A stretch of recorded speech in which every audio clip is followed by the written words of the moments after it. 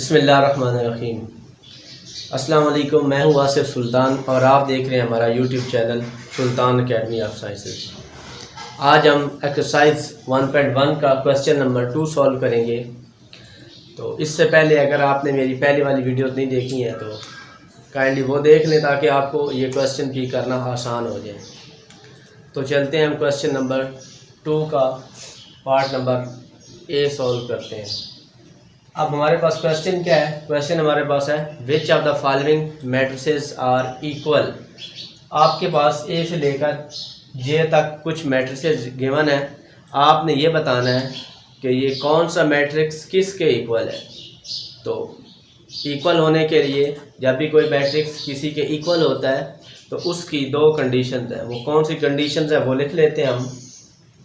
पहली कंडीशंस है आपके पास ऑर्डर इक्वल, बल्कि हम लिख लेते हैं इक्वल ऑर्डर।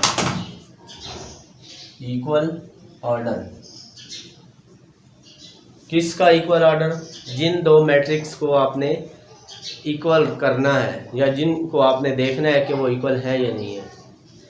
सेकंड आपके पास जो इसकी कंडीशन होगी देयर corresponding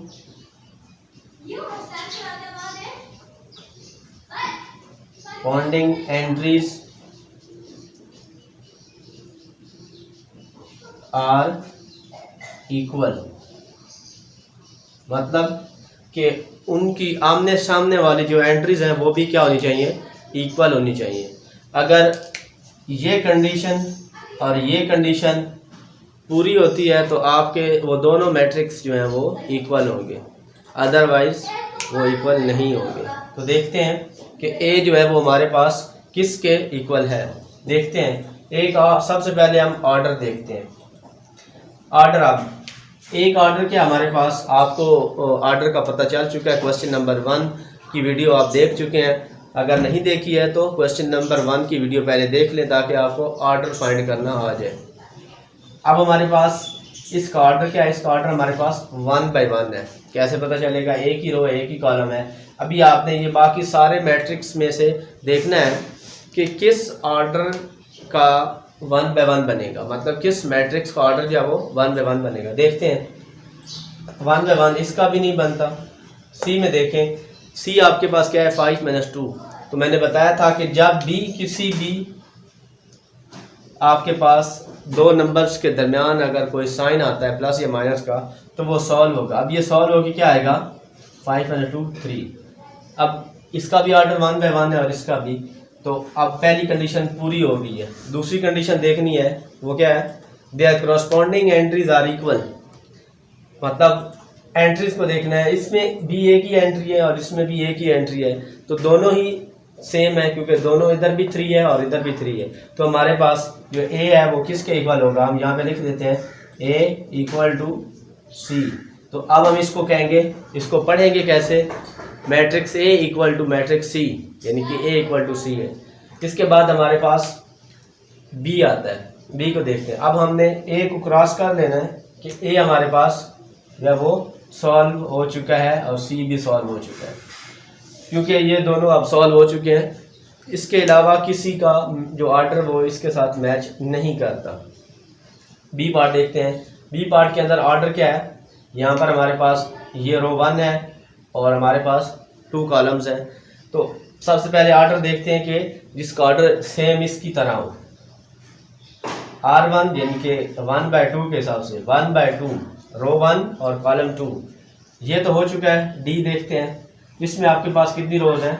इसमें आप देखें एक ही रो है, 2 कॉलम्स है। ऑर्डर तो पूरा हो रहा है, लेकिन देखना है कि देयर corresponding एंट्रीज इक्वल है या नहीं है। इसकी फर्स्ट एंट्री जो है वो हमारे पास 3 है, तो इसकी फर्स्ट एंट्री क्या हमारे पास 5 है।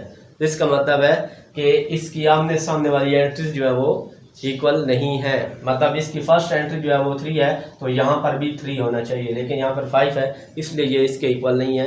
तो हम ये जो है ना वो इक्वल नहीं लिख सकते हैं। तो स्टूडेंट्स अक्सर ये मिस्टेक करते हैं कि ऑर्डर चेक करते हैं, ऑर्डर सेम हो तो वो इक्वल लिख देते हैं, लेकिन ऐसा नहीं करना। ऐसे आपका क्वेश्चन जो है वो गलत हो सकता है। बी के साथ नेक्स्ट देखते हैं। ये इसका ऑर्डर सेम नहीं है, इसका भी ऑर्डर नहीं है सेम। इसका देखते हैं, इसका क्या है, इसके अंदर आपके पास 3 - 1 2 होगा और 3 + 3 6 होगा। इसका भी ऑर्डर सेम नहीं है, इसका भी ऑर्डर सेम नहीं है। आई पार्ट देखें, आई में हमारे पास क्या है 3, और अगर इस आप 3 + 2 को देखें तो ये क्या बन जाता है 5। तो एक्चुअली ये है क्या है 3 5 है। तो इसका ऑर्डर क्या बन रहा है 1/2, यानी कि एक रो है 2 कॉलम्स हैं। अब ये तो पहली कंडीशन पूरी हो गई। अब दूसरी कंडीशन क्या होनी चाहिए कि जो करस्पॉन्डिंग एंट्रीज हैं वो भी इक्वल होनी चाहिए। यहाँ पर फर्स्ट एंट्री अगर 3 है तो यहाँ पर भी 3 होना चाहिए जी। तो यहाँ पर 3 है, यहाँ पर 5 है तो यहाँ पर भी 5 होना चाहिए। तो 3 + 2 क्या होता है 5। तो ये हमारे पास दोनों कंडीशंस पूरी हो रही हैं। तो हम क्या लिखेंगे, हम लिखेंगे B = I। अब हमारे पास जो B मैट्रिक्स है ये भी सॉल्व हो चुका है और I भी सॉल्व हो चुका है।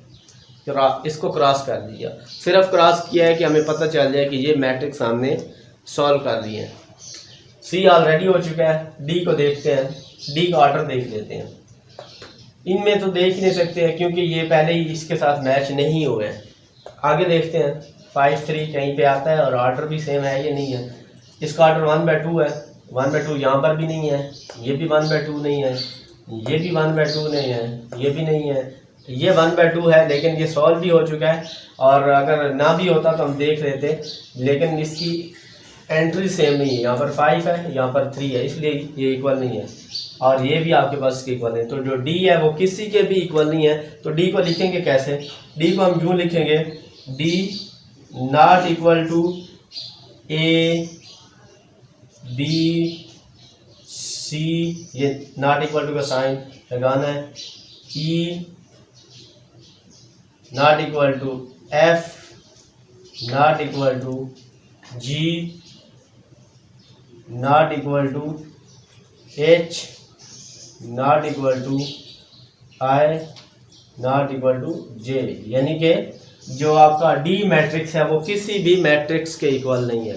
तो आप यूँ लिख सकते हैं कि D जो है वो not A not B, यानी कि ये सारों के इक्वल नहीं है। तो आप यूँ लिख सकते हैं। उसके बाद हमारे पास पार्ट नंबर क्या है H है। पार्ट नंबर H देख लेते हैं कि पार्ट नंबर H हमारे पास क्या है। सबसे पहले क्या देखना है, ऑर्डर देखना है। ऑर्डर देखने के लिए आपने क्या करना है, नंबर ऑफ रोज और कॉलम्स को देखना है। फर्स्ट रो सेकंड रो, तो 2 rows, first column second column, 2 column.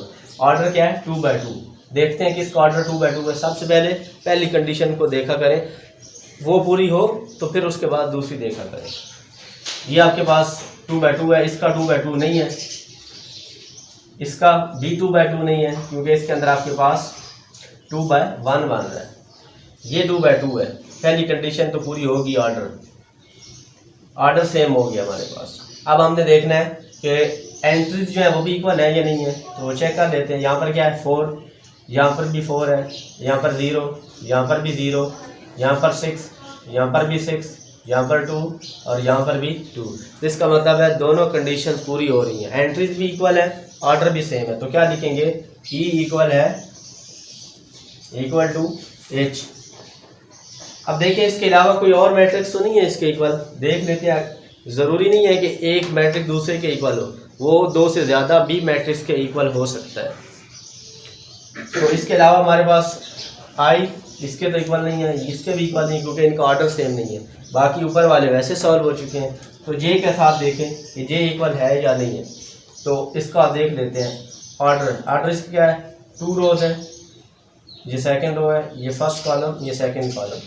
तो हमारे पास ऑर्डर 2/2 है। एंट्री देखते हैं दोस्तों, ये 2 + 2 लिखा हुआ है। 2 + 2 क्या होता है 4, 2 - 2 क्या होता है 0, 2 + 4 क्या होता है 6, 2 + 0 2। इसका मतलब ये है कि इसका ऑर्डर भी सेम है और इसकी एंट्रीज भी सेम है। तो हम यूँ लिख सकते हैं कि जो आपके पास P है वो H के इक्वल है और H जो है वो J के इक्वल है। मतलब कि ये तीनों मैट्रिक्स जो हैं वो आपस में इक्वल हैं। तो ये था हमारे पास क्वेश्चन नंबर 2। हमने देखा है कि कब मैट्रिक्स एक दूसरे के इक्वल होते हैं और कब इक्वल नहीं होते हैं। इक्वलिटी, जब इक्वल होंगे तो हम == का साइन लगाएंगे, और जब इक्वल नहीं होंगे फॉर एग्जांपल तो हम कोई भी मैट्रिक्स A ≠ B तो हम ये वाला साइन लगाएंगे। तो ये नॉट इक्वलिटी का साइन है। तो ये था आपके पास क्वेश्चन नंबर 2। उम्मीद करता हूँ कि आपको समझ आई होगी, और अगर आपका कोई क्वेश्चन हो, कोई बात आपने पूछनी हो, कोई समझ ना आई हो, तो आप कमेंट सेक्शन में वो मेरे से पूछ सकते हैं। Thank you. अल्लाह हाफिज़।